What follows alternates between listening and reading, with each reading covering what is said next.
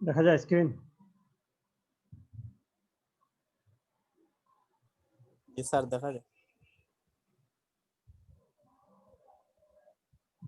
আচ্ছা, আমরা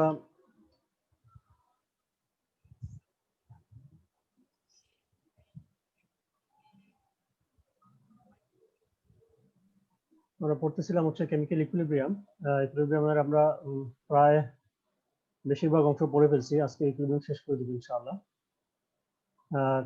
chemical equilibrium এবং কেমিক্যাল কাইনেটিক্স হচ্ছে কেমিস্ট্রি দুইটা পার্ট। কাইনেটিক্স সাধারণত speed of the chemical reaction define করে, যে একটা রিয়েকশন কত স্পিডে হচ্ছে, স্লো হচ্ছে নাকি ফাস্ট হচ্ছে।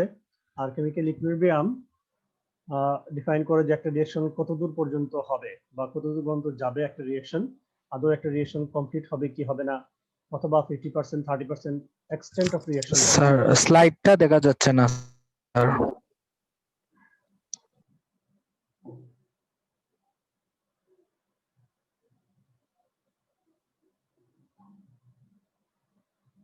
এখন দেখা যায়? জি স্যার, এখন দেখা যাচ্ছে। আচ্ছা, কেমিক্যাল ইকুইলিব্রিয়াম আমরা বলি যে state where the concentration of reactant and products remain constant with time, যেখানে তোমার প্রোডাক্ট এবং রিয়েক্টেন্টের ঘনমাত্রা কনসেন্ট্রেশন যেটাকে আমরা বলি সেটা টাইমের সাথে সাথে কনস্ট্যান্ট থাকে।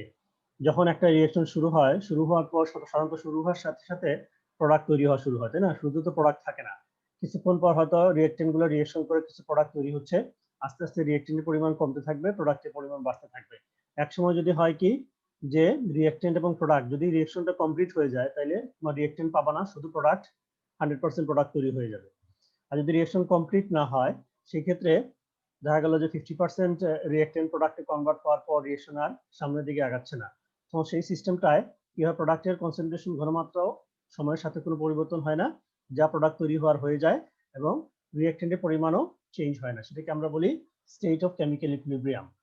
এবং সেই কেমিক্যাল ইকুইলিব্রিয়ামে যখন পৌঁছায়, তখন তোমার কাছে মনে হবে যে রিয়েক্টেন্টের এবং প্রোডাক্টের ঘনমাত্রা সময়ের সাথে সাথে চেঞ্জ হচ্ছে না, আসলে কিন্তু চেঞ্জ হচ্ছে। সেই জন্য কেমিক্যাল ইকুইলিব্রিয়ামকে বলা হয় ডায়নামিক স্টেট। কিন্তু চেঞ্জটা রিয়েক্টেন্ট থেকে প্রোডাক্ট যে রেটে তৈরি হয়, প্রোডাক্ট থেকে রিয়েক্টেন্ট ইকুয়াল রেটে তৈরি হয়। যেহেতু সমান রেটে তৈরি হয়, তোমার কাছে মনে হবে যে রিয়েকশনটা স্ট্যাটিক অবস্থায় আছে, থেমে আছে, কিন্তু আসলে সবসময় রিয়েক্টেন্ট থেকে প্রোডাক্ট হচ্ছে বা প্রোডাক্ট থেকে রিয়েক্টেন্ট হচ্ছে। কিন্তু যে রেটে রিয়েক্টেন্ট থেকে প্রোডাক্ট হচ্ছে, সেম রেটে প্রোডাক্ট থেকে রিয়েক্টেন্ট হচ্ছে।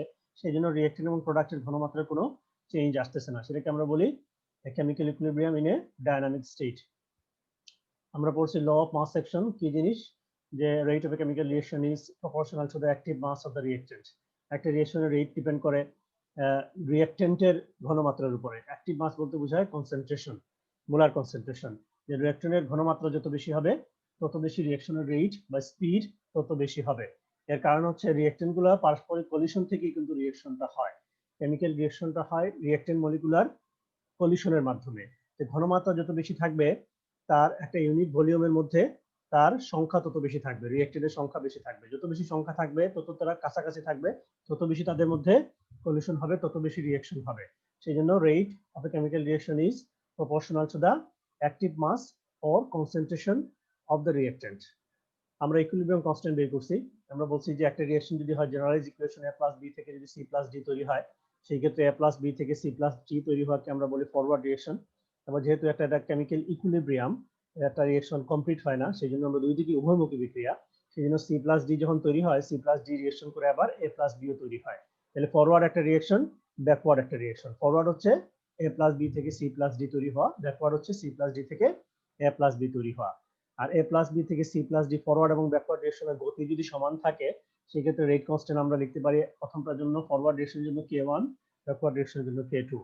একটু আগে যে আমরা রুলটা পড়ছি, ফরওয়ার্ড ডিরেকশনের ক্ষেত্রে rate of the reaction is proportional to molar concentration of the reactant. তাহলে ফরওয়ার্ড ডিরেকশনের ক্ষেত্রে রিঅ্যাক্টেন্ট হচ্ছে a এবং b, rate of forward direction is proportional to a into b। Rate of backward ডিরেকশনের ক্ষেত্রে রিঅ্যাক্টেন্ট হচ্ছে c প্লাস d, প্রোডাক্ট হচ্ছে a plus b। তাহলে rate of backward reaction is proportional to C এবং D এর molar concentration. Concentration term, proportional term তুললে constant আসে, এখানে k1 লিখলাম, k2 লিখলাম। এখানে তুই ফরওয়ার্ড ডিরেকশনের ক্ষেত্রে অনেকে kf লিখে, আবার kb ও লিখে। ইকুইলিব্রিয়াম যখন এস্টাবলিশ হবে, তখন দুটো রেট সমান থাকে, দুইটা সমান যদি আমরা রেট সমান হয়, তাহলে এখান থেকে আমরা k1 এবং k2 দুটাই যেহেতু রেট কনস্ট্যান্ট, দুইটার অনুপাতিক যে অনুপাতটা বা রেশিওটাও একটা নতুন রেট কনস্ট্যান্ট হবে, সেটাকে আমরা বলি ইকুইলিব্রিয়াম কনস্ট্যান্ট কেসি বা সিম্পল কে দিয়ে প্রকাশ করে। কেসি দিয়ে প্রকাশ করতেছে যদি আমরা যে রিঅ্যাক্টেন্ট এবং প্রোডাক্ট গুলো হয় লিকুইড, সেই ক্ষেত্রে আমরা কনসেন্ট্রেশন ইউজ করি। আর লিকুইড এবং রিঅ্যাক্টেন্ট এবং প্রোডাক্ট যদি হয় গ্যাস, সেক্ষেত্রে আমরা in terms of pressure use করি। সেক্ষেত্রে আমরা কে কে লিখি কেপি। সাধারণত ইকুইলিব্রিয়াম রিঅ্যাকশনের ক্ষেত্রে ইকুইলিব্রিয়াম কনস্ট্যান্ট লেখার ক্ষেত্রে যে প্রোডাক্টের ঘনমাত্রা এবং রিঅ্যাক্টেন্টের ঘনমাত্রা, সেগুলোর আগে যে সাবস্ক্রিপ্ট যেগুলো থাকে, কত মোল সংখ্যক রিঅ্যাকশন অংশগ্রহণ করতেছে। আমরা জানি দুটো রিঅ্যাক্টেন্ট এখানে, এ এবং বি, কিন্তু এ কয় মোল অংশগ্রহণ করতেছে, বি কয় মোল, সেই মোলগুলা পাওয়ার হিসাবে চলে আসে, সাবস্ক্রিপ্ট সুপারস্ক্রিপ্ট হিসাবে চলে আসে। আর নিয়মটা হচ্ছে, আমরা একটু বলে নিই, নিয়মটা হচ্ছে প্রথমে তুমি রিঅ্যাকশনটাকে ব্যালেন্স করতে হবে। প্রথমে যদি ইকুইলিব্রিয়াম সিস্টেমটা ব্যালেন্স থাকে ফাইন, ব্যালেন্স না থাকলে তাকে ব্যালেন্স করতে হবে। ব্যালেন্স করার পর তোমার তার যে কোএফিসিয়েন্ট গুলো সেগুলো পাওয়ার হিসাবে চলে আসবে। এটা কি সিগনিফাই করে আমরা পড়ছি, কে ভ্যালুটা সিগনিফাই করে, কে ভ্যালু দেখে তুমি বুঝতে পারবে রিঅ্যাকশনটা কত পার্সেন্ট কমপ্লিট হবে। হ্যাঁ, কে ভ্যালু যদি ছোট থাকে, কম থাকে, সেক্ষেত্রে তোমার কি হয়, রিঅ্যাকটেন্ট পরিমাণ বেশি থাকে। আবার কে ভ্যালু যদি তোমার কি হয়, বড় হয়, তাহলে প্রোডাক্টের পরিমাণ বেশি থাকে। এবং যদি সমান হয়, সেই ক্ষেত্রে রিঅ্যাকটেন্ট এবং প্রোডাক্টের ভ্যালু প্রায় সমান সমান থাকে। মনে করো এখানে কে ভ্যালু যদি অনেক বড় থাকে, রিঅ্যাকটেন্টের পরিমাণ, প্রোডাক্টের পরিমাণ অনেক বেশি, সবুজ কালারটা হচ্ছে প্রোডাক্ট, তাই না? যদি সমান হয়, ইন্টারমিডিয়েট হয়, তাহলে রিঅ্যাকটেন্ট এবং প্রোডাক্টের পরিমাণটা সমান সমান থাকে। আমরা পড়ছি equilibrium constant expression in terms of partial pressure, এটা আমরা ডিরাইভ করছি, সেটা আজকে নতুন করে বলতেছি না। দেখো কেপি এবং কেসি কিভাবে একজনের সাথে একজন রিলেটেড থাকে। ফাইনালি যে ইকুয়েশনটা ছিল সেটা হচ্ছে Kp equals to Kc RT del n. Del এনটা হচ্ছে প্রোডাক্ট এবং রিঅ্যাকটেন্টের নাম্বার অফ মোলস এর মধ্যে পার্থক্যটা। তাহলে কেপি ইকুয়ালস টু লিখতে পারি কেসি ইনটু আরটি, আর উপরে পাওয়ার হচ্ছে ডেল এন। যদি তোমার প্রোডাক্ট এবং রিঅ্যাকটেন্টের কনসেন্ট্রেশনের মধ্যে কি বলে এটাকে, নাম্বার অফ মোলস এর পার্থক্য যদি তোমার 0 হয়, সেক্ষেত্রে RT to the power 0 equals to আমরা লিখতে পারি 1। সেক্ষেত্রে কেপি ইকুয়ালস টু কেসি হবে। তাইলে equilibrium constant in terms of partial pressure এবং equilibrium constant in terms of concentration কখন ইকুয়াল হবে, যখন নাম্বার অফ মোলস এবং রিঅ্যাকটেন্ট এবং প্রোডাক্টের মধ্যে নাম্বার অফ মোলস এর ডিফারেন্সটা 0 হবে। তখনই আমরা বলতে পারি যে রিঅ্যাকটেন্ট এবং প্রোডাক্টে rate constant in terms of pressure এবং ইন টার্মস অফ কনসেন্ট্রেশন কেসি এবং কেপি ইকুয়ালস হবে। কেপি ইকুয়ালস টু হবে কেসি। আমরা একটা উদাহরণ দিয়ে এখানে পড়ছিলাম, দেখো এটা কি অ্যামোনিয়ার ক্ষেত্রে, অ্যামোনিয়া প্রোডাকশনের ক্ষেত্রে, সেখানে দেখো এই ডেল এন ভ্যালুটা কিভাবে বের করে। ডেল এনটা হচ্ছে প্রোডাক্টের নাম্বার অফ মোলস মাইনাস রিঅ্যাকটেন্টের নাম্বার অফ মোলস। এখানে প্রোডাক্ট হচ্ছে অ্যামোনিয়া, তার নাম্বার অফ মোল হচ্ছে 2, আর এখানে 3 + 1 4। তারপর গ্যাস কনস্ট্যান্ট টি, টেম্পারেচারটা বের করে এখানে কেপি কেসি বের করে আমরা এখানে দেখছি। আজকে আমরা যেটা নতুন করে পড়বো সেটা হচ্ছে লা শাট্লিয়ের প্রিন্সিপল। সেটা হচ্ছে কেমিক্যাল ইকুইলিব্রিয়ামে যদি আমরা অনেক পুরনো একটা প্রিন্সিপল, যেটা ফ্রেঞ্চ কেমিস্ট হেনরি লা শাট্লিয়ার, খুব বেশি ইউজ হয়, কিন্তু খুব বেশি ইউজফুল লা শাট্লিয়ার প্রিন্সিপলটা। যদি একটা সিস্টেম কেমিক্যাল ইকুইলিব্রিয়ামে থাকে, যে কোনো ধরনের কেমিক্যাল রিঅ্যাকশন কেমিক্যাল ইকুইলিব্রিয়ামে যদি থাকে, এবং সেখানে তুমি তাকে যদি একটু ডিস্টার্ব করো, একটা স্ট্রেস অ্যাপ্লাই করলা, যেখানে সিস্টেমটা ডিস্টার্ব হচ্ছে, ইকুইলিব্রিয়ামটা ভেঙে যাচ্ছে, সেক্ষেত্রে সেই সিস্টেমটা কি করে নিজে নিজে অ্যাডজাস্ট করার চেষ্টা করে, যেন সে স্ট্রেসটা কমায় নিয়ে আসে। স্ট্রেসটা বলতে আমরা বুঝাই, যদি তুমি এখানে প্রেসার বাড়ায় দাও, সিস্টেমটা চিন্তা করে কিভাবে প্রেসারটা কমানো যায়। তুমি যদি কনসেন্ট্রেশন বাড়ায় দাও, কনসেন্ট্রেশন কমানোর চেষ্টা করে, টেম্পারেচার বাড়ায় দিলে টেম্পারেচার কমানোর চেষ্টা করবে। হ্যাঁ, তোমাদের মনে করো একটা আমাদের লাইফে একটা ইকুইলিব্রিয়াম আছে, তাই না? আমাদের যদি কেউ স্ট্রেস দেয়, আমরা কোনোভাবে চিন্তা করি যে কিভাবে স্ট্রেসটা কমানো যায়। কেমিক্যাল রিঅ্যাকশনটাও সেরকম, যদি কেমিক্যাল রিঅ্যাকশনটা ইকুইলিব্রিয়াম সিস্টেমে থাকে, তুমি তাকে যদি ডিস্টার্ব করো, সে চাইবে নিজে নিজে কিভাবে অ্যাডজাস্ট করে ইকুইলিব্রিয়াম আবার রিস্টাবলিশ করা যায়। সেটাকে বলা হচ্ছে লা শাট্লিয়ার principle. When stress is applied on a system in equilibrium, the system tends to adjust itself so as to reduce the stress. আমাদের লাইফের সাথে খুব বেশি রিলেটেড। কিভাবে আমরা একটা সিস্টেমের স্ট্রেস প্রয়োগ করতে পারি, এখানে 4টা পয়েন্ট আমরা দিচ্ছি। দেখো, ইফেক্ট চেঞ্জিং দ্য কনসেন্ট্রেশন, আমরা কনসেন্ট্রেশন চেঞ্জ করতে পারি রিঅ্যাকটেন্ট এবং প্রোডাক্টের। প্রেসার অথবা ভলিউম চেঞ্জ করতে পারি, টেম্পারেচার চেঞ্জ করতে পারি, এবং ইনার্ট গ্যাস অ্যাড করতে পারি। প্রথমে দেখো, যদি আমরা কনসেন্ট্রেশন চেঞ্জ করি, মনে করো একটা সিস্টেম ইকুইলিব্রিয়ামে আছে এ প্লাস বি সি সাথে। এ প্লাস বি হচ্ছে রিঅ্যাকটেন্ট, সিটা হচ্ছে প্রোডাক্ট। তুমি যদি এখন যে কোনো রিঅ্যাকটেন্ট অথবা প্রোডাক্টের কনসেন্ট্রেশন চেঞ্জ করো, ফর এক্সাম্পল তুমি যদি এ কে এডিশন করো, মানে এর পরিমাণ বাড়ায় দিচ্ছ, তাহলে কি হবে? এর পরিমাণ বেড়ে গেলে সিস্টেমটা কিভাবে অ্যাডজাস্ট হবে? যেহেতু এর পরিমাণ বেড়ে যাচ্ছে কেমিক্যাল ইকুইলিব্রিয়াম, সেই রিঅ্যাকশনটা চেষ্টা করবে এর পরিমাণ কিভাবে কমানো যায়। এর পরিমাণ কমাইতে হলে কি করতে হবে? বেশি বেশি প্রোডাক্ট তৈরি করতে হবে। নরমালি যে প্রোডাক্ট তৈরি হইতো এ অ্যাড করার পরে সে কি করবে? আরো বেশি প্রোডাক্ট তৈরি করবে যেন এক্সেস যে অ্যাডটা অ্যাড হইছে সেটা পরিমাণ কমে যায়। তাহলে রিঅ্যাকশনটা ডান দিকে শিফট করবে, রাইট হ্যান্ডে শিফট করবে। আর যদি তুমি রিঅ্যাকটেন্ট এর পরিমাণ লাল কি রেখা দিয়ে আমরা বোঝাচ্ছি এ কে তুমি রিমুভ করো, সিস্টেম থেকে কিছু পরিমাণ এ কমায় দাও, তাহলে সিস্টেমের মধ্যে কি হচ্ছে? ইকুইলিব্রিয়াম স্টাবলিশ হওয়ার পর কিন্তু একটা সিস্টেম তুমি শুরু করলা, তারপর ইকুইলিব্রিয়াম স্টাবলিশ হবে, তারপর তুমি কি করতেছো? এর পরিমাণ কমায় দিচ্ছ। তখন সে কি করবে? ইকুইলিব্রিয়ামটা আবার রিস্টাবলিশ করার জন্য সে কি করবে? কিছু পরিমাণ এ আবার তৈরি করার চেষ্টা করবে। কিভাবে তৈরি হবে? রিঅ্যাকশনটা ব্যাকওয়ার্ড দিকে শিফট করবে, তাহলে সি থেকে কিছু পরিমাণ এ আবার তৈরি হয়ে যাবে। এটা হচ্ছে চেঞ্জ ইন কনসেন্ট্রেশন। আমরা যদি প্রেসারের ক্ষেত্রে চিন্তা করি, প্রেসারের ক্ষেত্রে আবার এটার সাথে যদি সিস্টেমটা গ্যাসিয়াস সিস্টেমে থাকে, তাই না? তাহলে তো প্রেসারের ইফেক্টটা আসে। প্রেসারের ইফেক্টের ক্ষেত্রে মনে করো একটা রিঅ্যাকশন হচ্ছে এখানে PCl5 থেকে PCl3 এবং ক্লোরিন তৈরি হচ্ছে। সেই ক্ষেত্রে তুমি যদি সিস্টেমে প্রেসার ইনক্রিজ করো, তাহলে সে কি করবে? কি পরিমাণ কিভাবে প্রেসারটা কমানো যায় সেই চেষ্টা করবে। প্রেসার কমানোটা আবার নির্ভর করে নাম্বার অফ মোলস এর উপর। নাম্বার অফ মোলস যত বেশি থাকবে তত বেশি প্রেসার থাকবে, তাই না? নাম্বার অফ মোলস বেশি থাকলে সেটা সে কি করে? কন্টেনারের গায়ে ধাক্কা দিতে থাকবে, প্রেসারটা তত বেশি হবে। তাহলে যদি প্রেসার কমাইতে হয় সে চেষ্টা করবে কোন দিকে গেলে নাম্বার অফ মোলস এর পরিমাণ কমে যায় সেই দিকে যাওয়ার চেষ্টা করবে।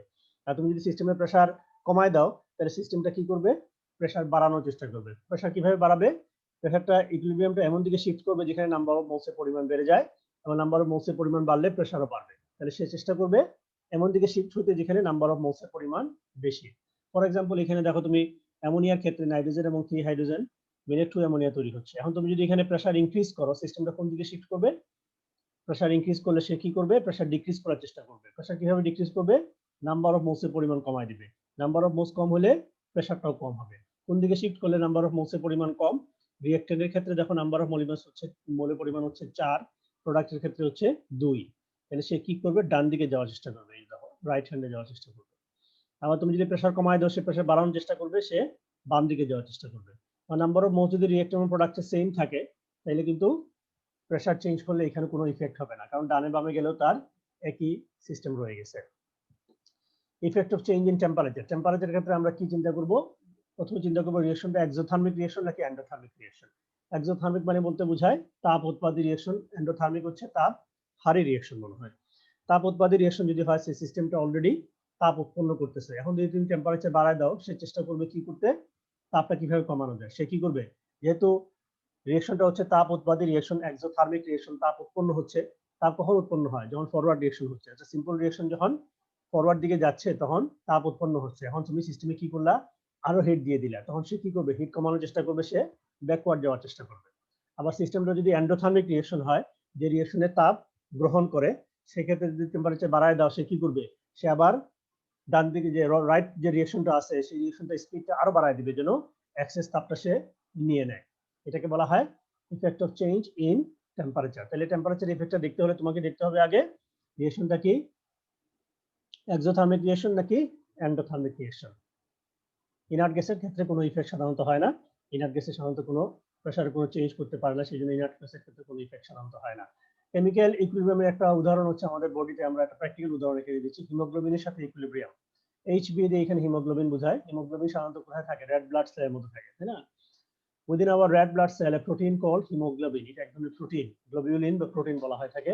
এটা reacts with oxygen to form HbO2। এটা কি করে? হিমোগ্লোবিনটা কিন্তু অক্সিজেনকে বাইন্ড করে। হিমোগ্লোবিনটা অক্সিজেনকে বাইন্ড করে আমাদের সারা বডিতে নিয়ে যায়। রক্ত আমরা বলি কি করে? রক্ত হচ্ছে অক্সিজেনকে সারা বডিতে সাপ্লাই করে কি? রক্ত। রক্তের কোন অংশটা? রক্তের আরবিসির হিমোগ্লোবিনটা, প্রোটিনটা।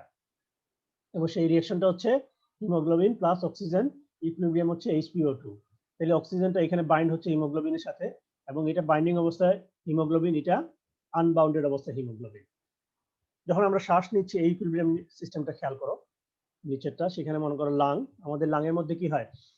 যখন আমরা জোরে শ্বাস নেই তখন কি হয়? লাংয়ের মধ্যে সব অক্সিজেন প্রথমে ঢুকে, তাই না? আমাদের নাক দিয়ে প্রথমে কোথায় যায়? লাংয়ের মধ্যে ঢুকে, লাংসের মধ্যে ঢুকে। তাই লাংসের মধ্যে কি হয়? অক্সিজেনের পরিমাণ কনসেন্ট্রেশন অনেক বেশি থাকে। যদি অক্সিজেনের পরিমাণ, এই একটা কেমিক্যাল সিস্টেম হচ্ছে হিমোগ্লোবিনের অক্সিজেন বাইন্ডটা যদি একটা ইকুইলিব্রিয়াম সিস্টেম হয়, সেই ক্ষেত্রে প্রচুর পরিমাণ যদি অক্সিজেন থাকে হ্যাঁ, তাহলে অক্সিজেন পরিমাণ বেড়ে যাচ্ছে কোথায়? লাংয়ের মধ্যে। তুমি যখন শ্বাস নিচ্ছ অক্সিজেনের পরিমাণ বেড়ে যাচ্ছে। তাহলে সিস্টেমটা কি কোন দিকে যাবে? এমন দিকে শিফট করবে যেন অক্সিজেন পরিমাণটা কমানো যায়। কোন দিকে শিফট করবে? ডান দিকে শিফট করবে। ডান দিকে শিফট করলে কি হবে? হিমোগ্লোবিন অক্সিজেনের সাথে রিঅ্যাকশন করে অক্সিজেন পরিমাণটা কমে যাবে। অক্সিজেনটা বাইন্ডিং অবস্থায় চলে আসবে, HbO2। তাহলে তোমার লাংয়ের মধ্যে কি হয়? প্রচুর পরিমাণ অক্সিজেন থাকে। সেই কারণে কেমিক্যাল ইকুইলিব্রিয়ামটা ডান দিকে শিফট অবস্থায় থাকে, মানে অক্সিজেন এসে বাইন্ড হয়ে যায়। তো তুমি যখনই শ্বাস নিবা তখন লাংয়ের মধ্যে প্রচুর অক্সিজেন থাকবে এবং হিমোগ্লোবিনের অক্সিজেনের সাথে ইকুইলিব্রিয়াম রিঅ্যাকশনটা সেটা এমনভাবে সেট করা থাকে যত বেশি তুমি অক্সিজেনের পরিমাণ বাড়বে তত বেশি সে কি করবে? হিমোগ্লোবিন অক্সিজেনটাকে বাইন্ড করে বাইন্ড করে ফেলবে, বাইন্ড করে HbO2 তৈরি করা শুরু করবে। তখন কি করবে তুমি? তুমি যখন আবার সেই লাং থেকে কিন্তু কি হয়, ব্লাডটা আবার আমাদের বডিতে চলে যাচ্ছে, তাই না? আমাদের ব্রেইনে যাচ্ছে, হাতে যাচ্ছে, মাসেলে যাচ্ছে, পায়ে থাকে, সব বডি সব জায়গায় সে কি করতেছে? কিডনি টিডনি থেকে শুরু করে সব জায়গায় ব্লাড ফ্লো করতেছে, অক্সিজেনটাকে নিয়ে যাচ্ছে। এই যখন অক্সিজেনটা তোমার যখন আমাদের মাসেলের মধ্যে চলে আসে, ফর এক্সাম্পল এখানে দেখো মাসেলের মধ্যে চলে আসে, তখন কি হয়? মাসেলের মধ্যে কি হয়? অক্সিজেন পরিমাণ কম থাকে। In our body, blood flows out of the lungs into the muscles, the organs where oxygen concentration have been depleted, কারণ মাসেল তোমার অক্সিজেন ইউজ করে, হ্যাঁ, অক্সিজেন ইউজ করে কাজ করার জন্য। তাহলে অক্সিজেন পরিমাণ কম হয় সেখানে। অক্সিজেন পরিমাণ কম থাকলে কি হয়? সিস্টেমটা যেহেতু ইকুইলিব্রিয়াম, হিমোগ্লোবিনের সাথে অক্সিজেনের রিলেশনটা ইকুইলিব্রিয়াম, তখন সে কি করে? অক্সিজেন পরিমাণ যেহেতু কমে যাচ্ছে, সে আবার অক্সিজেন তৈরি করার চেষ্টা করে। কি করে তৈরি করে? এই লাংয়ের মধ্যে যে হিমোগ্লোবিন অক্সিজেন বাইন্ডিং অবস্থায় ছিল, লাং থেকে যে হিমোগ্লোবিনটা আসতেছে বাইন্ডিং অবস্থায়, সেখানে এসে কি হয়? অক্সিজেনটাকে সে ছেড়ে দেয়। ওই ইকুইলিব্রিয়াম মেনটেন করার জন্যই সে, যেহেতু অক্সিজেন কমে যাচ্ছে, সে অক্সিজেন বাড়ানোর চেষ্টা করে, সে অক্সিজেনটাকে ছেড়ে দেয়। এর মাধ্যমে কিন্তু অক্সিজেনটা আমাদের লাং থেকে পুরো বডির মধ্যে ট্রান্সপোর্ট হয়ে চলে যায়। প্রথমে লাংয়ের মধ্যে অক্সিজেন পরিমাণ কম থাকে, বেশি থাকে। আমরা শ্বাসের মাধ্যমে অক্সিজেন নিচ্ছি, লাংয়ের মধ্যে প্রচুর অক্সিজেন থাকে এবং যেহেতু ইকুইলিব্রিয়াম রিঅ্যাকশন, হিমোগ্লোবিন অক্সিজেনের সাথে বাইন্ড হয়, যত বেশি অক্সিজেন থাকবে তত বেশি বাইন্ড হবে, বাইন্ড হয়ে HbO2 তৈরি হয়। হ্যাঁ, তারপর কি হয়? আমরা সেই ব্লাডটা যখন আমাদের মাসেল থেকে শুরু করে বিভিন্ন বডি, বিভিন্ন জায়গায়, পায়ে, হাতের, কিডনি, বিভিন্ন মাসলে চলে যাচ্ছে যেখানে অক্সিজেনের পরিমাণ কম থাকে। লাংয়ের মতো তো অত অক্সিজেন থাকে না অন্য জায়গায়, তাই না? তখন কি হয়? অক্সিজেন সে বাড়ানোর চেষ্টা করে, ইকুইলিব্রিয়ামটাকে সে আবার রিস্টাবলিশ করার চেষ্টা করে। অক্সিজেন বাড়াইতে গিয়ে সে কি করে? সে উল্টা দিকে শিফট করা শুরু করে ইকুইলিব্রিয়ামটা। তখন এই হিমোগ্লোবিনের সাথে অক্সিজেনের যে প্রোটিনের সাথে অক্সিজেনের যে বাইন্ডিং ছিল HbO2, সেটা ভেঙে গিয়ে আবার হিমোগ্লোবিন আলাদা হয়ে যায়, অক্সিজেনটাও আলাদা হয়ে যায়। তাহলে আলটিমেটলি যেটা কি হচ্ছে? এই ইকুইলিব্রিয়ামের মাধ্যমে অক্সিজেনটা লাং থেকে ট্রান্সফার হয়ে আমাদের বিভিন্ন অর্গানে যেখানে অক্সিজেনের প্রয়োজন সেখানে চলে যাচ্ছে। আমাদের ইকুইলিব্রিয়াম চ্যাপ্টারটা এখানেই শেষ। আমরা আজকে একটা নতুন চ্যাপ্টার শুরু করছি। আমরা আধা ঘন্টা ক্লাস নেব ইনশাআল্লাহ, 10 মিনিট।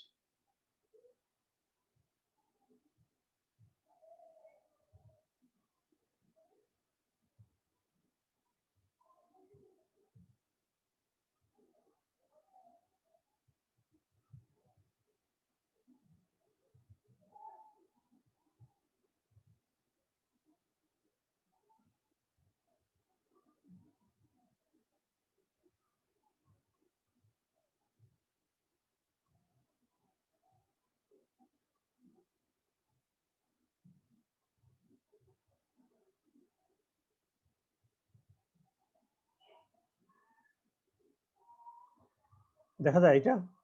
স্লাইড দেখতে পাচ্ছ? জি স্যার, জি দেখা স্যার। যাচ্ছে স্যার। আচ্ছা, আমরা আজকে নতুন একটা চ্যাপ্টার শুরু করছি, 10 মিনিট ক্লাস নেব ইনশাআল্লাহ। থার্মোডাইনামিক্স বা থার্মোকেমিস্ট্রি বলে।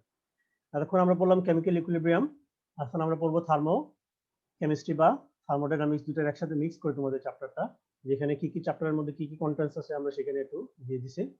থার্মোডাইনামিক্স জিনিসটা কি? থার্মোডাইনামিক্স হচ্ছে study of law of heat from one state to another. একটা সিস্টেম যখন একটা স্টেট থেকে একটা স্টেটে চেঞ্জ হয়, তখন তার মধ্যে হিটের কি পরিমাণ চেঞ্জ হয় সেটাকে আমরা থার্মোডাইনামিক্স বলি। ফর এক্সাম্পল মনে করো একটা সিস্টেম, আমরা কেমিক্যাল ইকুইলিব্রিয়াম থেকে আমরা জানতে পারি একটা সিস্টেম একটা স্টেট থেকে একটা স্টেটে যাবে কি যাবে না, তাই না? যদি যায় তাহলে কিভাবে তাপের কিভাবে চেঞ্জ হবে, তাপ উৎপন্ন করবে নাকি তাপ চলে যাবে। একটু আগে আমরা যেটা বলছিলাম যে একটা রিঅ্যাকশন এক্সোথার্মিক থাকে, এন্ডোথার্মিক থাকে, যে একটা রিঅ্যাকশন তাপ উৎপাদী থাকে, তাপহারী বিক্রিয়া থাকে। হ্যাঁ, এই যে তাপ উৎপাদী তাপহারী বিক্রিয়া, সেই বিক্রিয়াগুলো আদৌ সিস্টেমে চেঞ্জের মাধ্যমে তাপ উৎপন্ন হচ্ছে নাকি তাপ গ্রহণ করতেছে একটা সিস্টেমে, এই যে সিস্টেমগুলোকে আমরা বলি থার্মোডাইনামিক্স। এটা যেখানে স্টাডি করা হয় সেটাকে আমরা বলি thermodynamics, the study of flow of heat or any other form of energy into and out of the system। একটা সিস্টেম থেকে যখন হিটটা বা এনার্জিটা বের হয়ে যায়, তখন কি পরিমাণ কেমিক্যাল ট্রান্সফরমেশন হয় সেটাকে আমরা বলি থার্মোডাইনামিক্স। এবং থার্মোডাইনামিক্স এখানে কিছু বেসিক কনসেপ্ট আমরা এখানে পড়তেছি। দেখো, একটা থার্মোডাইনামিক সিস্টেম কাকে বলে? একটা থার্মোডাইনামিক সিস্টেম হচ্ছে যে সিস্টেমটাকে তুমি স্টাডি করবা। ফর এক্সাম্পল, তুমি যদি ল্যাবরেটরিতে একটা বিকারের মধ্যে একটা কেমিক্যাল রিঅ্যাকশন করো, সেই ক্ষেত্রে এই বিকারটা হচ্ছে তোমার সিস্টেম, যেটাকে তুমি স্টাডি করতেছো। আর বিকার ছাড়া বাইরের সব অংশটা হচ্ছে সারাউন্ডিংস, এবং বিকার এবং সারাউন্ডিংস কে যেটা যে বাউন্ডারি দিয়ে তুমি আলাদা করতেছো, মনে করো বিকারের যে পেরিফেরিটা, সেটা হচ্ছে বাউন্ডারি। তাহলে থার্মোডাইনামিক সিস্টেমটাকে তোমাকে প্রথমে ডিফাইন করতে হবে, তুমি কোনটাকে স্টাডি করতেছো, কারণ আমাদের পুরো ইউনিভার্সে কিন্তু হিটের চেঞ্জ হচ্ছে। সুতরাং তোমার এক্সপেরিমেন্টাল স্টাডি কোন পোরশনটা, তুমি যদি একটা রুমের মধ্যে পুরো রুমটাই স্টাডি করো, অথবা তুমি একটা বিকার স্টাডি করো কনিক্যাল ফ্লাক্সের ভিতরে, অথবা তুমি একটা রিঅ্যাকশন ভেসেল তৈরি করলা, সেটা যদি স্টাডি করো, তাহলে সেটা হচ্ছে সিস্টেম। এটা ছাড়া বাকি সবগুলোকে আমরা বলবো সারাউন্ডিংস। যখন তোমার হিটের চেঞ্জ হয় সারাউন্ডিংস এর সাথে, এবং সিস্টেম ও সারাউন্ডিং কে যে অংশ দিয়ে ভাগ করবো আমরা ইমাজিনারি যে সারফেস, সেটাকে আমরা বলি বাউন্ডারি। এখন এখানে কিছু কিছু প্রপার্টি থাকে সিস্টেমের, এটাকে বলা হয় ইন্টেন্সিভ প্রপার্টি, এক্সটেন্সিভ প্রপার্টি। অনেকগুলো ভাগে ভাগ করা, একটা ভাগ হচ্ছে ইন্টেন্সিভ এবং এক্সটেন্সিভ প্রপার্টি। ইন্টেন্সিভ প্রপার্টি কি? ইন্টেন্সিভ হচ্ছে a property which does not depend on the quantity of matter present in the system, এটাকে আমরা বলি ইন্টেন্সিভ প্রপার্টি। মনে করো একটা বিকারের মধ্যে পানি আছে, পানির কি কি প্রপার্টি গুলা তার কোয়ান্টিটির উপর ডিপেন্ড করে না। ফর এক্সাম্পল, কি ডিপেন্ড করে না? টেম্পারেচার ডিপেন্ড করে না। 1 লিটার পানিরও যে টেম্পারেচার থাকবে, এখান থেকে তুমি যদি 1 চামচ পানি নাও, সেম টেম্পারেচার থাকবে। হাফ লিটার নাও, 5 লিটার নাও, 10 লিটার নাও, সেম টেম্পারেচার থাকবে। এই টেম্পারেচারটা তুমি কি করবা? পানির পরিমাণ বাড়াইলেও টেম্পারেচার চেঞ্জ হবে না, প্রেসারও চেঞ্জ হবে না, ডেনসিটিও চেঞ্জ হবে না, কনসেন্ট্রেশনও চেঞ্জ হবে না, তাই না? কিন্তু কিছু কিছু প্রপার্টি থাকে, পরিমাণ বাড়াইলে কমাইলে চেঞ্জ হয়ে যায়। ফর এক্সাম্পল কি? আমাদের ওয়েট, আমি যদি একটা জিনিস খাই তাহলে আমাদের ওয়েট বাড়বে, তাই না? তুমি যদি অ্যাড করো, ওয়েট বাড়বে না? ভলিউম, তুমি যদি পরিমাণ অ্যাড করো, ভলিউম বাড়ে যাবে। পরিমাণ অ্যাড করতেছো পানি, হাফ হাফ লিটার, আর একটু অ্যাড করো 1 লিটার হবে, আর একটু অ্যাড করো 1.5 লিটার হবে। নাম্বার অফ মোলসের পরিমাণ বাড়বে, এনট্রপি লেন্থও বাড়বে, পরিমাণ বাড়াইলে এটা আরো লম্বা হবে, ওয়েটও বাড়বে। তাইলে যে সমস্ত প্রপার্টি পরিমাণ বাড়াইলে চেঞ্জ হয়ে যায়, সেগুলোকে আমরা বলি এক্সটেন্সিভ প্রপার্টি। আর যে সমস্ত প্রপার্টি গুলা কোয়ান্টিটির উপর ডিপেন্ড করে না, সেগুলোকে আমরা বলি intensive property. For example, pressure, temperature, density, concentration, etcetera. For example, এখানে দেখো, তুমি যদি একটা মগের মধ্যে কফি নাও, এবং আমরা যদি বলি কফির মধ্যে কোন প্রপার্টি গুলো ইন্টেন্সিভ এবং কোন প্রপার্টি গুলো এক্সটেন্সিভ, কি কি প্রপার্টি থাকতে পারে? কফির মধ্যে পার্সেন্ট অফ সুগার থাকতে পারে, কফি টেম্পারেচার, কফির মধ্যে কি পরিমাণে ক্যাফেইন আছে, টোটাল মিলিগ্রাম অফ ক্যাফেইন, কফির কালার, কফিতে কি পরিমাণ ক্রিম অ্যাড করা হচ্ছে পার ml কফিতে, তাই না? এগুলো হচ্ছে কফির প্রপার্টি গুলা। এখন এখানে কোনগুলো ইন্টেন্সিভ? ইন্টেন্সিভ হচ্ছে যেগুলো কোয়ান্টিটির উপর ডিপেন্ড করে না। কোনগুলো কোয়ান্টিটির উপর ডিপেন্ড করে না? টেম্পারেচার কোয়ান্টিটির উপর ডিপেন্ড করে না, কালার কোয়ান্টিটির উপর ডিপেন্ড করে না, তারপরে কি পরিমাণ ক্রিম অ্যাড করতেছো পার ml কফিতে, পার ml কফিতে কি পরিমাণ ক্রিম অ্যাড করতেছো, এটা তুমি যতই তুমি কফি অ্যাড করো, পার ml এর সমান ক্রিম থাকবে, তাই না? তাহলে এগুলো হচ্ছে ইন্টেন্সিভ প্রপার্টি। তাহলে পার্সেন্ট অফ সুগার, একটা কফিতে তোমার মনে করো কতটুকু পার্সেন্ট সুগার আছে, সেটা কিন্তু কফির পরিমাণ চেঞ্জ করলেও কিন্তু কি হবে না, 1 গ্লাস খাওয়া, 2 গ্লাস খাওয়া, এখান থেকে 1 চামচ খাওয়া, কিন্তু সেই পার্সেন্ট অফ সুগারে তুমি পাবা হোমোজেনিয়াস মিক্সচার থাকলে। তাহলে এখানে এক্সটেন্সিভ প্রপার্টি হচ্ছে একমাত্র total milligram of caffeine. Total milligram of caffeine depend করবে কি পরিমাণ কফি তুমি খাচ্ছ। 1 চামচ খাইলে যে পরিমাণ ক্যাফেইন খাবা, 1 গ্লাস খাইলে অনেক বেশি ক্যাফেইন খাচ্ছ তুমি, 2 গ্লাস খাইলে অনেক বেশি ক্যাফেইন খাচ্ছ। তাহলে এখানে এক্সটেন্সিভ প্রপার্টি হচ্ছে টোটাল মিলিগ্রাম অফ ক্যাফেইন। কালারটা হচ্ছে এক্সটেন্সিভ না, কালারটা পরিমাণের উপর ডিপেন্ড করে না। ক্রিম এডেড পার ml এরটাও পরিমাণের উপর ডিপেন্ড করে না। টেম্পারেচার, পার্সেন্ট অফ সুগার, কোনটাই পার ml এর উপর ডিপেন্ড করে না। আর কিছু থার্মোডাইনামিক সিস্টেম আমরা পড়তেছি, দেখো। এগুলো হচ্ছে ওপেন সিস্টেম, ক্লোজ সিস্টেম এবং আইসোলেটেড সিস্টেম। ওপেন সিস্টেম হচ্ছে যেখানে বোথ এনার্জি এবং ট্রান্সফার সিস্টেম থেকে সারাউন্ডিং এ চেঞ্জ করতে পারে, সেটাকে আমরা ওপেন সিস্টেম বলি। ফর এক্সাম্পল, ছবিতে দেখো একটা যদি বিকার থাকে, বিকারের মধ্যে তুমি যদি একটা কেমিক্যালস রাখো, সেই ক্ষেত্রে বিকারটা যদি উন্মুক্ত অবস্থায় থাকে, সেক্ষেত্রে বিকার থেকে হিটও বের হয়ে যাবে, আবার কিছু তোমার লিকুইডটাও বাইরে বের হয়ে আসতে পারে, তাই না? যে transfer, it can transfer both energy and matter to and from its surroundings. সেক্ষেত্রে আমরা সেটাকে বলি ওপেন সিস্টেম। এখন তুমি যদি বিকারটার উপরে যদি একটা ছিপনি লাগাই দাও, সেক্ষেত্রে বিকারটার উপর থেকে কি হবে না, কনিক্যাল ফ্লাক্সের উপরে যদি একটা তুমি এখানে একটা ক্লোজ করে দাও, একটা ছিপনি লাগাই দাও, সেক্ষেত্রে তোমার ভিতর থেকে কেমিক্যালস বাইরে যাবে না, বাট গ্লাস দিয়ে কি হবে, টেম্পারেচারটা বাইরে চলে আসতে পারে। তাহলে সারাউন্ডিংস এর মধ্যে টেম্পারেচারটা চলে আসবে, কিন্তু ম্যাটারটা যাইতে পারবে না। সেই ধরনের সিস্টেমটাকে আমরা বলি close system. Close system is a system which can not transfer matter but can transfer energy. Isolated system হচ্ছে তুমি যদি এখন সেই কেমিক্যালসটাকে তুমি যদি একটা ফ্লাস্কের মধ্যে ঢুকাই দিয়ে একদম আইসোলেটেড করে ফেলো, যেখানে হিটটাও বাইরে বের হবে না, ভিতর থেকে কেমিক্যালসটা বাইরে বের হবে না, সেটাকে আমরা বলি completely isolated system, which can transfer neither matter nor energy to or from its surroundings. আচ্ছা, adiabatic system কাকে বলে? Adiabatic system হচ্ছে যেখানে those system in which no thermal energy can pass into and out of the systems are said to be in adiabatic system. যদি কোনো ধরনের thermal energy thermodynamics thermal যদি কোনো সিস্টেমে চেঞ্জ হয় না, মানে একটা সিস্টেম যদি সেই সেম টেম্পারেচারে তুমি রাখতে পারো, সেটাকে আমরা বলি adiabatic সিস্টেম। অনেকগুলো নাম আছে, এর মধ্যে আরেকটা করে প্রসেস আছে। মনে করো একটা সিস্টেমটাকে তুমি একটা স্টেট থেকে আরেকটা স্টেটে নিয়ে যাচ্ছ, সেই ক্ষেত্রে কয়েকটা প্রসেসে নেওয়া যায়। একটা হচ্ছে আইসোথার্মাল প্রসেসে, তুমি একটা রিঅ্যাকশন করতেছো, সেই রিঅ্যাকশনটা কয়েক প্রসেসে করতে পারবা। একটা হচ্ছে আইসোথার্মাল প্রসেসে, একটা হচ্ছে আইসোবেরিক প্রসেসে, আইসোকোরিক প্রসেসে করতে পারবা। আইসো শব্দের মানে হচ্ছে সেম, থার্মাল মানে হচ্ছে টেম্পারেচারে চেঞ্জ হবে না। তুমি একটা রিঅ্যাকশন করলা যেখানে টেম্পারেচারে কোনো চেঞ্জ হচ্ছে না, মনে করো একটা রিঅ্যাকশনটা এমন একটা জায়গার ভিতরে করলা, ফ্লাস্কের ভিতরে করলা, যেখানে টেম্পারেচারে কোনো চেঞ্জ হয় না, সেটাকে আমরা বলি আইসোথার্মাল সিস্টেম। সেখানে আইসোথার্মাল সিস্টেমের ক্ষেত্রে আমরা লিখি ডিটি ইকুয়ালস টু 0। ডি বলতে বোঝায় চেঞ্জ, টি বলতে টেম্পারেচার, মানে টেম্পারেচারে চেঞ্জ নাই, 0। আইসোথার্মাল, থার্মালি সেম থাকবে। আইসোবেরিক প্রসেস বলতে বোঝায় যেখানে প্রেসারে কোনো চেঞ্জ হয় না। তুমি অ্যাটমসফেরিক প্রেসারে একটা রিঅ্যাকশন করলা, প্রেসার সেম থাকলো, সেই ক্ষেত্রে এটাকে বলে আইসোবেরিক প্রসেস। ফর এক্সাম্পল, আমরা ল্যাবরেটরিতে যে সমস্ত রিঅ্যাকশনগুলো করি সবগুলো হচ্ছে আইসোবেরিক প্রসেস, সাধারণত অ্যাটমসফেরিক প্রেসারে হয়। আরো কিছু প্রসেস আছে আইসোকোরিক প্রসেস, যেখানে ভলিউম রিমেইন কনস্ট্যান্ট থাকবে। এমন একটা রিঅ্যাকশন করলা তুমি যেখানে ভলিউমে কোনো চেঞ্জ হচ্ছে না, 100 ml রিঅ্যাকশন শুরু করলা, পুরো 100 ml থাকতেছে, সেই ক্ষেত্রে সেটাকে আমরা বলি আইসোকোরিক প্রসেস। সেখানে ডিবি ইকুয়ালস টু 0 লাগে, ডি মানে হচ্ছে change in volume equals to 0। Cyclic process, একটা রিঅ্যাকশন এমন ভাবে করলা যে একটা রিঅ্যাকশন স্টার্ট করলা, তুমি মনে করো এ থেকে বি তে গেল, বি থেকে সি, সি থেকে ডি, ডি থেকে আবার এতে ব্যাক করে চলে আসলো, সেই ক্ষেত্রে এটাকে আমরা বলি সাইক্লিক প্রসেস। একটা ইনিশিয়ালি বিভিন্ন স্টেটে যেতে যেতে কিন্তু আবার ইনিশিয়াল স্টেটে ব্যাক করে চলে আসে, সেই ধরনের সিস্টেমকে আমরা বলি সাইক্লিক প্রসেস। আরো দুইটা প্রসেস আছে, এই দুইটা প্রসেস বলে আজকে শেষ করে দিব। একটা হচ্ছে রিভার্সিবল প্রসেস, আর একটা হচ্ছে ইরিভার্সিবল প্রসেস। থার্মোডাইনামিক্যালি একটা রিঅ্যাকশন যখন হয়, সেটা রিভার্সিবলি হতে পারে, ইরিভার্সিবলি হতে পারে। রিভার্সিবল প্রসেস হচ্ছে যেখানে যে প্রসেসে তুমি একটা রিঅ্যাকশন হচ্ছে, হওয়া অবস্থায় যে কোনো পয়েন্টে তুমি রিঅ্যাকশনটাকে ব্যাক করে নিয়ে আসতে পারবা, সেটাকে বলা হয় রিভার্সিবল প্রসেস। আর যদি তুমি ব্যাক করে নিয়ে আসতে না পারো, সেটাকে আমরা বলি ইরিভার্সিবল প্রসেস। ফর এক্সাম্পল, মনে করো তুমি 2 তলা থেকে 1 তলা নিচে নামতেছো, এখন তুমি যদি সিঁড়ি দিয়ে নামো, সেটাকে হচ্ছে রিভার্সিবল প্রসেস। সিঁড়ির যে কোনো একটা পর্যায়ে তুমি কি করবা, আবার 2 তলা ব্যাক করে চলে আসতে পারবা, তাই না? আর তুমি যদি লাফ দিয়ে নামো, বা তুমি মনে করো কি দিয়ে নামতেছো, লিফট দিয়ে নামতেছো, তাহলে কি হচ্ছে, 2 তলা থেকে তুমি 1 তলা বাটন যখন ক্লিক করবা, তখন তোমাকে 1 তলা নামায় দিবে, তুমি এখান থেকে আবার ব্যাক করার সুযোগ নাই, তাই না? অথবা একটা লাফ দিলা, তুমি 2 তলা থেকে 1 তলা নিচে একটা লাফ দিলা, সেটা হচ্ছে ইরিভার্সিবল প্রসেস। তাহলে রিভার্সিবল প্রসেসটা হচ্ছে কি, অনেকগুলো স্মল স্মল স্টেপের মধ্যে হয় এবং প্রত্যেকটা স্টেপে সিস্টেমটাকে ব্যাক করে নিয়ে আসা যায়। আর রিভার্সিবল প্রসেস হচ্ছে একটা স্টেপে হবে, একটা লাফ দিবা 2 তলা থেকে 1 তলায়, তাহলে একটা স্টেপে হচ্ছে যেখানে সিস্টেমটাকে ব্যাক করে নিয়ে আসা যায় না। রিভার্সিবল প্রসেসটা এক্সট্রিমলি স্লো হয়, কারণ অল্প অল্প স্টেপ করে হচ্ছে এবং প্রত্যেক স্টেপে যেহেতু তাকে ব্যাক করার সুযোগ রাখতে হয়, সেই জন্য সেগুলো ভেরি স্লো হয়।